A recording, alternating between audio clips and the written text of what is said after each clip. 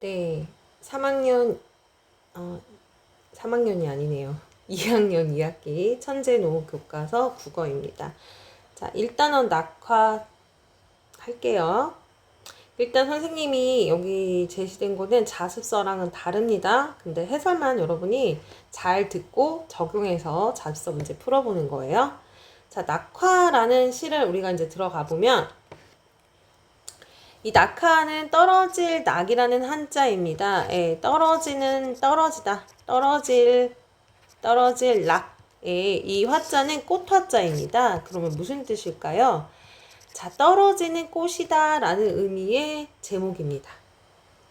자, 그러면 우리가 이 시 들어가기 전에 소단원 포인트부터 먼저 잡고 가자. 이 시는 말하는 이의 상황과 정서. 자, 질문, 말하는 이 시에서 누구죠? 나와야지. 화자.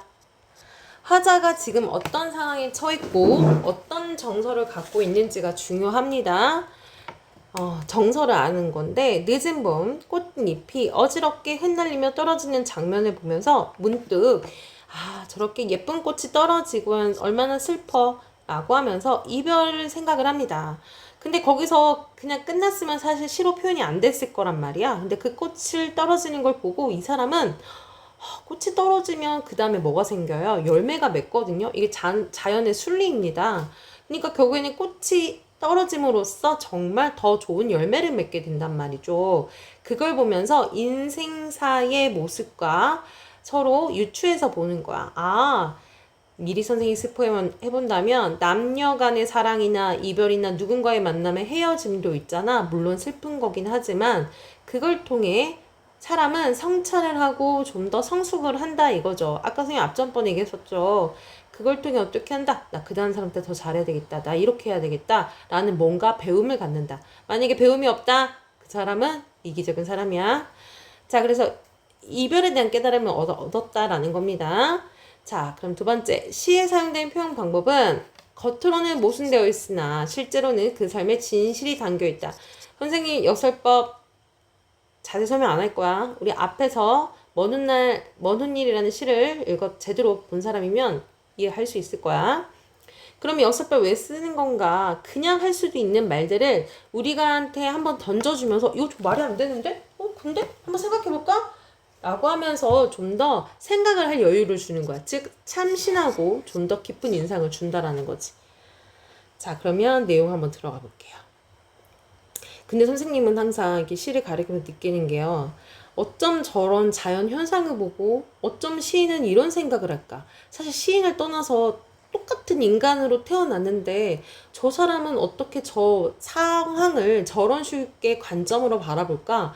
선생님이 되게 신기하게 느껴질 때가 많거든요. 네. 자, 그러면 이 시도 여러분이 한번 그렇게 생각하면서 한번 볼게요. 1년. 가야 할 때가 언젠가를 분명히 알고 가는 이의 뒷모습은 얼마나 아름다운가. 지금 여기서 화자는요, 뭐에 대해서 얘기를 하냐면, 아까 뭐를 보고 있다고 했죠? 꽃을 보고 있어요. 그죠? 지금 바라보는 그 대상은 꽃이란 말이에요. 그러면 당연히 우리가 생각해 볼 수 있어요. 가야 할 때라는 건 어떻게 보면 이별할 때인 거죠. 꽃잎이 떨어질 때인 거죠. 근데 분명히 알고 가는 일. 꽃잎은 알아서 잘 떨어지거든요. 그죠? 그러니까 어떻게 보면 분명히 자기가 가야 할 때를 아는 사람, 가는 이. 이것이 바로 뭐를 의미한다? 꽃을 얘기한다. 꽃. 이해가니? 자, 되게 특이하지 않아요? 원래 사람을 꽃에 비유를 하잖아. 그래서 원관념이 보통 사람이거든요. 근데 여기는 난 이것도 참신한 것 같아. 자, 사람을 비유적으로 얘기한 거고 꽃이 원관념이야. 원래 나는 꽃을 얘기하고 싶은 건데 사람에 비유했어. 이것도 웃기죠. 그래서 원관념은 꽃이 된다. 자, 뭐는 뭐이다. 무슨 표현법이에요? 은유법. 예시 한번 들어볼까요? 엄마는 호랑이다. 자, 엄마를 뭐에 비유했어요? 호랑이. 이렇게. 뭐는 뭐이다. 은유법입니다. 그래서 여기서 가는 이는 바로 꽃을 얘기한다. 뒷모습은 얼마나 아름다운가? 라고 우리한테 뭐 했죠? 질문했어요. 자, 문장의 끝을 질문을 하게 함으로써 우리한테 뭐 하게 만든다? 생각하게 만든다. 이거를 다른 말로 뭐라고 한다? 설문. 의법. 선생님 근데요 여기 물음표 없잖아요. 없어도 돼요. 근데 우리 알잖아. 질문할 때 뭐뭐 하지 않는가? 뭐뭐 하는가? 이렇게 가로 끝나잖아요. 굳이 물음표 하지 않아도 얘는 우리한테 질문하는 거예요. 이것을 바로 서리법이야. 그럼 우리는 이 시를 읽으면서 아름답습니다. 아름답지 않습니다. 뭐 이렇게 얘기할 수 있잖아요. 그죠? 그러니까 우리한테 질문을 던지고 생각할 여지를 주는 거예요. 그러니까 여기서 보니까요. 화자의 생각을 볼 수 있어. 화자는요, 그 떨어진 꽃이 참 아름답다고 느낀다는 거예요. 즉, 이별에 대해서, 뭔가를 만나고 헤어짐에 있어서의 이별에 대해서 화자는 굉장히 긍정적으로 생각한대요. 그 이별이 아름답다라고 보잖아요. 그 다음, 봄한철 격정을 인내한 나의 사랑은 지고 있다. 아까 얘기했죠? 사랑은 뭘 얘기한다? 꽃을 얘기한다. 이 시는 특이하다고 했어요. 원관념이 사람이 아니야. 비유가 사람이고요. 내가 원래 표현하고 싶었던 거는 바로 뭐였죠? 자연물이 뭐가 되는 거예요? 꽃이 되는 거야, 꽃. 그러니까 사람이 이별을 하는 건 꽃이 지는 거고. 이해 갔죠? 봄한철 격정을 인내한 나의 사랑은 지고 있다 라고 했어요. 나의 사랑. 사람의 입장에서는 사랑이 되는 거죠, 사랑. 그리고 봄한철이라는 뜻은요, 꽃의 입장에서는 봄한철이지만 사람의 입장에서는요, 가장 내 사랑이 어떨 때, 화려할 때, 청춘 시절을 의미한다. 그쵸? 봄한철은 바로 사람의 입장에서는 가장 사랑할 때, 청춘일 때를 얘기한다. 격정, 격한 감정을 잘 겪은 이렇게 해석이 되는 겁니다. 자, 보니까 꽃이 격정을 인내했대요. 이거 뭐예요? 꽃을 사람처럼 아까도 얘기했지만 의인화하였죠. 자, 그런 나의 사랑은 지고 있대요. 원래는 뭐였어요? 꽃이죠. 나의 사랑은 지고 있다. 자, 뭔가 떨어져요. 비가 내리고요. 꽃이 떨어져요. 이런 이미지를 하강적 이미지라고 해요. 그럼 얘랑 반대는 뭐가 되는 거죠? 상승적 이미지예요. 그럼 하강적 이미지는 보통 이별이나 어떤 슬픔 이런 것 등을 의미해요. 상승은요 뭘 얘기해요? 기쁨 이런 것 등을 얘기해요. 자, 근데 나의 사랑을 지고 있다고 한 거 보니까요 꽃이 떨어지는 모습과 화자가 놓인 이별의 상황을 같다라고 보는 거예요. 그쵸? 자, 나의 사랑은 진다. 자, 꽃이 떨어진다 라고 보는 거예요. 자, 그 꽃이 떨어지는 모습이 상상을 해보세요. 봄에 바람이 부는데 꽃잎이 막 떨어져. 어떻게 떨어져요? 예쁘게 꽃잎 하나하나 떨어져요. 그래서 분분한 낙하. 자, 여기는 뭐죠? 봄 꽃잎이 떨어지는 모습을 굉장히 시각적으로 아름답게 표현을 하였다. 그러면 심상을 묻는 문제가 나오면 시각적 심상이 사용이 된 거죠. 분분한 낙하라고 하면서 마치 떨어지는 꽃잎을 묘사를 했죠. 자, 분붓이 떨어지는데 결별이 이룩하는 축복이 있어요. 그 꽃잎이 어떻게 떨어진대요? 자, 결별. 슬픔이 만든대요. 뭐를요? 축복이요. 우리 앞에서 들었던 사람 알겠죠? 아까도 얘기했지만 결별과 축복은 말이 되지 않아요. 모순이 된다고요. 그럼 얘는 뭐죠? 역설법인데요. 그럼 이거 왜 쓰는 거죠? 우리가 한번 진지하게 고민해봐요. 결별을 통해 사람은요 반성을 한다고 했죠? 그래서 난 달라질 거야 라고 바뀐단 말이에요. 자, 배운다고요. 그러면 결국에는 우리는 이별이라는 걸 통해 자신의 내면, 즉 영혼의 성숙을 갖다 주거든요. 그러니까 어떻게 보니까 얘들아 이별은 뭐가 될 수밖에 없는 거예요. 우리 인간 삶에서 있어서 축복일 수도 있더라 라는 겁니다. 그래서 지금은 가야 할 때라고 얘기하고 있어요. 뭐예요? 언젠가는 이별할 걸 알아요. 꽃이 언젠가 맨날 필 수는 없잖아요. 꽃이 떨어질 땐 사람들의 만남도 언젠간 헤어질 수도 있죠. 하물며 인간도 마찬가지로 언젠가는 죽잖아요. 지금은 가야 할 때라는 것은 화자는 알고 있어요. 그냥 이별을 받아들일 수밖에 없는 운명적인 생각을 하죠. 그래서 화자는요 슬퍼하지만 않아요. 담담해요. 받아들이고 있어요. 담담하다는 것은 그냥 순수하게 받아들이는다라고 해석하면 돼요. 자, 그 다음 이어서 무성한 녹음과 그리고 머지않아 열매 맺는 그 가을을 향해서 자 볼게요. 꽃잎이 떨어져서 사실 슬프기는 한데요. 결국에는 꽃이 떨어지면서 즉 이별을 하면서 영원히 성숙하는 거야 인간이. 그것처럼 꽃이 떨어지면요 식물 입장에서는 녹음을 겪거든요. 자, 봄이 되면 뭐가 됩니까? 여름이 돼요. 여름 한동안 푸르르다가 이제 가을 정도 되면은 열매가 맺잖아. 그거랑 똑같습니다. 이 여름같이 푸르를 때가 없으면 열매가 안 생긴단 말이야. 일단 여름이 되려면 봄에 꽃이 떨어져야 되고요. 즉 결국에는 가야 할 때를 알아서 꽃잎이 떨어진 거야. 그래서 무성한 녹음을 얻게 되고요. 그리고 자, 꽃이 떨어진 결과가 이거라면 우리는 인간으로 따지면 영혼의 성숙이 있겠죠?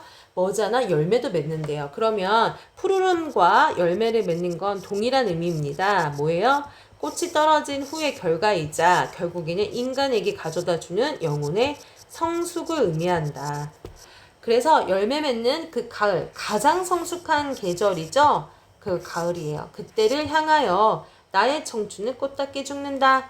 나의 청춘이라는 건 원래대로 하면 꽃을 의미한다고 했었죠. 즉 이것은 꽃이 떨어져 죽어 나중에 녹음 짓고 열매를 가을을 향해 열매를 맺게 가듯이 나의 청춘도 결국에는 때를 맞춰서 꽃답게 죽었다. 결국에는 영혼의 성숙을 생각하고 있다. 라는 게 이 시의 전반적인 내용이 되는 거예요. 조금 헷갈리죠? 이 시가 좀 두드러지는 이유는 왜 그러냐면 아직 끝난 거 아니에요. 자, 잠깐만. 자, 그 다음 이어서 헤어지자 섬세한 손길을 흔들며 하롱하롱 꽃잎이 지는 날. 선생님이 왜 끝났다고 생각했죠? 자, 다시 헤어졌어요. 꽃잎이 떨어졌어요. 이별을 했단 말이에요. 헤어지자. 또는 이것이 스스로에게 하는 말이래요. 그랬더니 섬세한 손길을 흔든다 라고 해요. 즉 꽃이 떨어지는 모습을 마치 뭐라에 비유했어요? 손을 흔들어 잘가 하는 사람의 모습이 비유한 거죠. 뭐죠? 꽃잎이 떨어지는 모습을 손길에 비유했다. 무슨 표현법이에요? 꽃잎을 사람처럼 해서 의인법. 이거.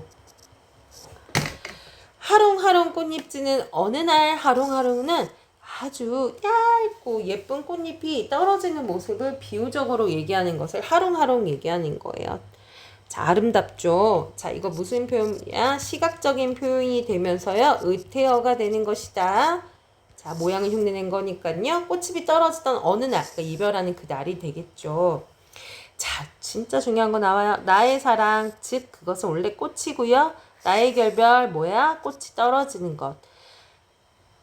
마치 샘터에 물 고이듯 성숙하는. 자, 샘터에 물이 고이려면 오랜 시간이 걸려요. 조금씩. 결국에는 이별을 통해 확 내가 뭔가 변하는 건 아니지만 샘터에 맑은 물이 보이듯이 결국에는 나에게도 영혼의 성숙이 올 것이다 라고 얘기를 합니다. 즉 샘터에 물 고인다라는 건 조금씩 끊임없이 이런 뜻의 지규적인 표현이에요. 내 영혼의 슬픈 눈. 내 영혼이 왜 슬퍼? 아까까지 우리한테 도움을 준다며. 그치만요 결국에는 이별의 슬픔을 겪긴 하잖아요. 이미 성숙되는 건 알지만요.